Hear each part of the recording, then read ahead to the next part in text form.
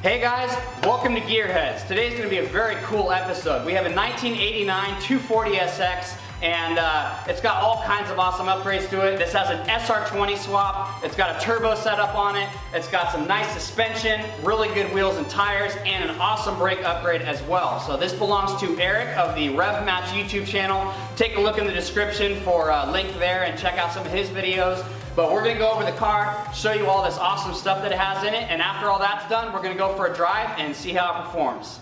So this is Erik. I mentioned before that he has his own YouTube channel, Rev Match. So this is your 1989 240sx. What do you got to tell us about it? So I got this car about a year ago. I really like blue, so I thought, perfect. This is the blue car, I need to get it, and that's the only reason I got it. No, actually it's got an SR20 swap in it, and I picked it up from a guy out in Riverside. Hey Cody. And he was doing a little bit more of a drift style, a little bit more of a stance kind of car, and I wanted something that's a little bit more suitable for the track. So I've been working on this car for the last couple of months, and I've put some suspension in it, and I did a big brake kit on it, a big brake upgrade kit on it, where I've got some Cadillac CTSV brakes on it. I've got a huge how-to on that. And I'm still working on the car. The next thing is going to be the rear brakes on this. I'm going to do a Z32 rear brake kit on this. And then I'm going to put an oil cooler in here as well too. So there's a whole bunch of different things that I've got going on in this car. But it's a really cool project car, and basically I'm setting it up to go to the track, because that's what I like. I know, I'm happy for you that you actually take it out and drive it, because this thing's life before wasn't quite like that, huh? It was just a show car. Kind of. Well, tell them what it was like before you bought it. Well, I don't drive it that much right now, but before I bought it, I think, you know, Cody didn't drive it a whole lot either. I think you probably went through a couple tanks of gas a year too. It's basically a show car. Really cool looking car. He did a fantastic job on it. I think the paint is amazing. Yeah, I like the color a lot. It looks really nice. Did a really, really nice job on the bodywork, and he put an SR20 in, and it's a really, really nicely set up motor. It's quality parts in here. It's not cheap eBay stuff. It's a turbo SR20, but he upgraded the turbo. He put on some Tomei parts, and I'm not, I think that's basically it. So it's a relatively lightly breathed on SR20, but it's got a upgraded turbo. I think it's a 25mm or 27mm Garrett turbo on here. Awesome. And it's got a ball bearing turbo, right? Yeah, it's got a Tomei intake. It's got a huge intercooler on it, and an Apex I boost controller. Okay, cool. Well, let's show them under the hood a little bit and see what we got going on down here. Okay, so here is the engine. Obviously not the original one with the SR20 in here, which is very cool. And it looks like you've got upgraded fuel injectors. You've obviously got all this new pretty intercooler and turbo piping, and I see a very big intercooler under there.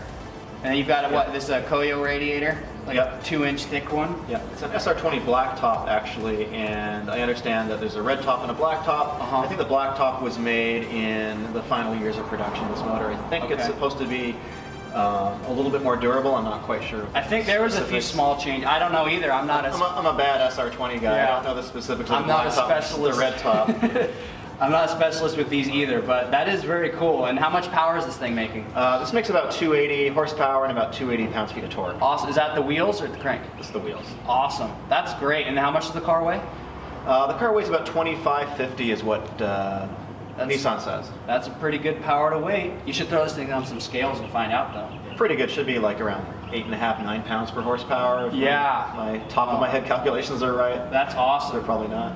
And so then I see these fancy coilover tops here, the top hats, and it looks like it's got like camber adjustment plates and everything else. What suspension is it in here? Right, so this is a Tyne suspension setup, obviously with the classic green going on here. I think it's a Street Flex suspension that I put in a couple of months ago. They actually come with the camber adjustment plates and everything.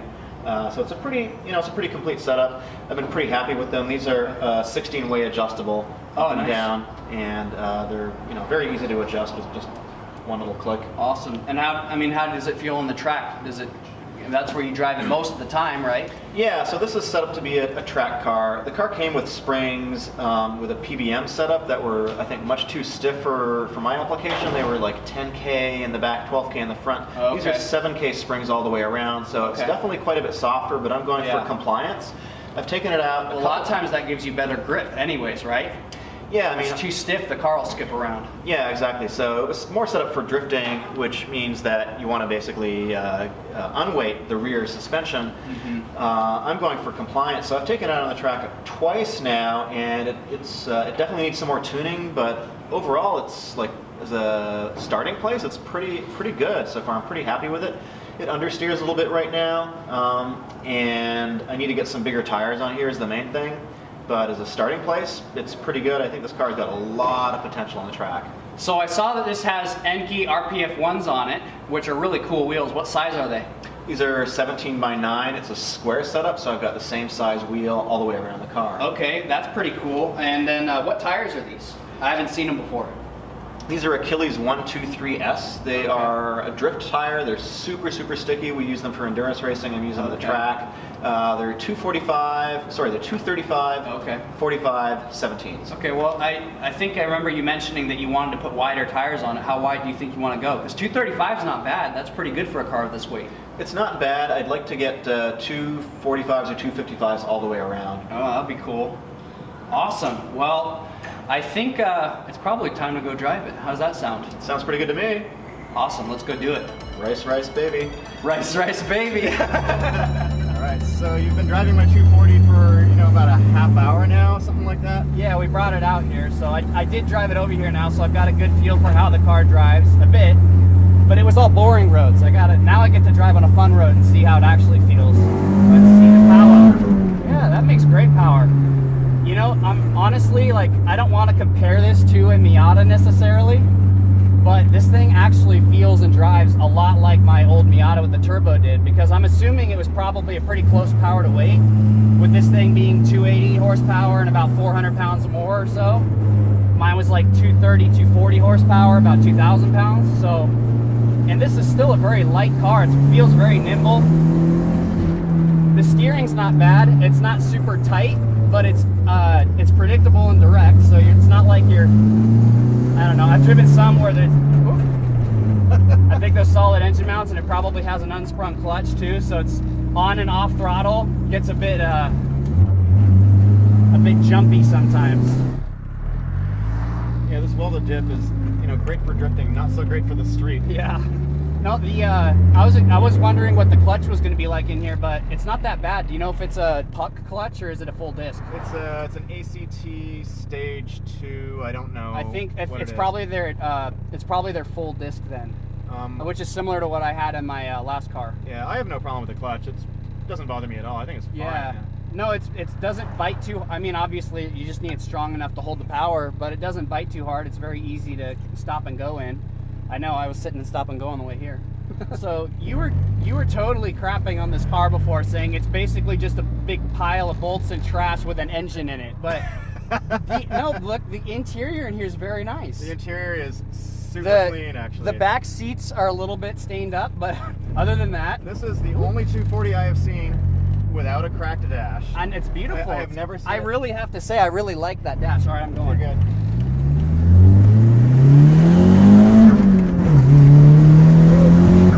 Yeah, when you go to shift fast and you let your foot off the clutch pedal bounces back all the way up.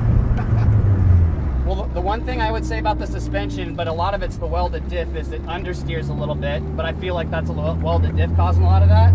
But the suspension's actually pretty compliant. It's not too bumpy at all. I mean, the roads up here are terrible. Not necessarily this one, but in LA, I mean. Like on the way here, there's lots of holes and bumps in the road, and it felt good. Yeah, I didn't want a suspension setup that was too overly stiff. This guy's spun.